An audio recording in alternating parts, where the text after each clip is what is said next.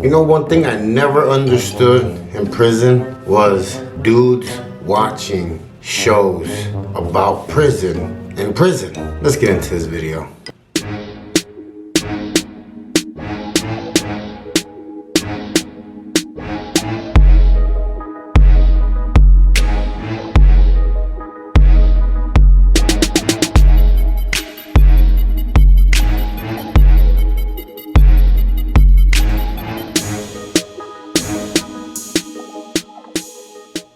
Hey, what's up guys? My name is JC. I am Wrong Strong.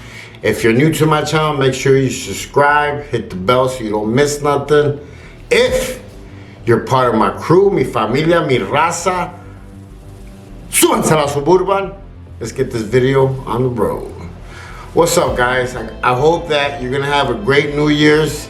Here I am working, hopefully keeping you entertained, smiling, laughing, and just sharing parts of my story, you know. And I released a couple of videos this year with a lot of parts of my story, and there's a lot more to come, you know. But 2021 is going to be a little bit different. We're going to bring a lot more to the platform that's going to have to do with my story, what I'm doing now actually, like my fitness journey, all that stuff. And we're just going to incorporate everything into like my new life now, because I mean, let's admit it, prison can only be talked about so much. We gotta keep it motivational. You guys already know all that other stuff. Now it's time to learn what's on the other side of the road, right? Alright, without no further ado. So, as you guys know, I get a lot of comments of, I guess people talking crap or talking shit, however you want to say it, but they'll call me a pancake, they'll call me this, they'll call me that, and I really don't respond to none of that stuff just because it's just not my style, it's not how I am, and I don't talk about nobody. And even if you're talking about me, unless you're like in front of me, then we're talking like a different story. But I'm not gonna really answer no hated text messages or just nasty stuff. Keep it positive, man. That's the way I roll. That's what I do now, and that's just my way of life, man. Positive, 100%. So when I had to flip from one side to another, if you guys haven't seen that video, flipping from an SD to a Land King in Chicago, a lot of people have done it in Chicago. A lot of people have flipped from one side to another, and there's actually been people that flip back to the side again, but something always ends up happening to them, and Chicago is a big city, but at the same time it's a very small city because everybody knows everybody. And one thing that everybody recognizes you by in Chicago is your car. Your car is your fucking logo, your slogan, everything. That's how people know who you are. That's how they start chasing you. That's how they recognize you. And it had been a while since I had turned a king, and well, not a while, but it had been a couple of months since I had turned a king, and I was still driving through certain neighborhoods, and I still had like my same little drive that I would take down Western to get to 26th Street and shit like that. And I pulled up to a Shell gas station on Roosevelt and Western. There's a Shell gas station there, and the juvenile center is like right down, I want to say about 3 blocks down. And I pulled in, and when you're on the streets, you actually learn to have, I guess you could say, you look for different things. You learn to use, you watch your back all the time, especially if you live in Chicago, because a lot of people have gotten smoked at red lights, stop signs, I mean, you name it. So you learn to actually watch your surroundings all the time. And I stopped there and I was pumping gas in my car, and I was feeling, I guess you could say, untouchable. I was feeling in your sick head throughout years of thinking that you're a tough guy and you're like this untouchable guy. You start driving into neighborhoods you shouldn't, and you know, jumping out and just shit like that, like just making really dumb decisions, because that's not being crazy or down, that's actually being pretty fucking stupid. And I actually stopped at that gas station to get gas, and I was pumping gas, and something just told me to turn around. And this car passed by, and there was a guy sitting in the back. And as you guys know, a lot of the SDs from 18 and Cal, not a lot of them, but some of them are actually African American. They're black. You know, they're a mixed section. There's some black, there's some Latinos, there's some whites in that you know, hood. And to this day, I know it had to be them because they knew who I was. So I was pumping gas, and they passed really slow, right? And I seen the guy sitting in the back, and I shit you not, I swear, I seen death in his eyes. And that's what actually saved my life that day. I seen the death in his eyes, and when they rolled up and they stopped a little bit behind my car, I started moving a little bit over. You know, I had the gas thing in my hand, but I started moving over, and as soon as I seen him jump out the car, I moved over to by my door. Well, sure enough, that motherfucker pulled out a big ass motherfucking cannon. It was like a 357. To this day, you know, I remember everything like down to the detail, because it had a rubber handle, and that motherfucker was big. It was a fucking Dirty Harry gun. I went around my car, obviously running, you know, and for my life. And I ran through the gas station, in one door, out through the other. And as soon as I ran across Western, there was a public bus passing. I got right behind it so I could run with it, so I could use it as a shield. Because like I said, when you're living on the streets and you've actually been at war and in the trenches your whole life, you actually learn to do things to, I guess, save your life, or, you know, live a little bit longer.